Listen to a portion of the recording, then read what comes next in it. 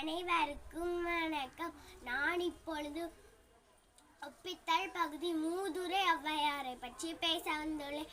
பண்டு முளைப்பது அரிசியானாலும் விண்டுமீ போனால் முளையாதாம். கொண்டவை ஆற்றலுடையதற்கு ஆகாத அளவின்றி ஏற்ற கர்மம் செய்ய நீங்கிய அரிசி முளைக்கும் ஆற்றலை இழந்து விடுகிறது.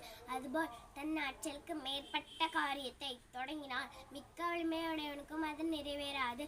தக்க துணை வலிமையால் தான் அது நிறைவேறும். அடக்கமுடையார் அறிவில என்று எண்ணி கடக்க கருதவும் வேண்டாம். மடைத்தலையில் ஓடுமீனோட உருமீன் வளவும் வாடி இருக்குமாம். கொக்கானது சிறிய மீன்களை ஓடவிட்டு பெரிய மீன்கள் வரும் முறை காத்திருந்து வந்ததும் விரைந்து பிடிக்கும். அதுபோல நல்ல அறிவுடைய சான்றோர் அடக்கத்துடன் அமைதியாக இருப்பார்கள். அவர்களின் அடக்கத்தை அறியாதவன் அவர்களை வில்ல நினைத்தால் விரைவில் அழிந்து விடுவான்.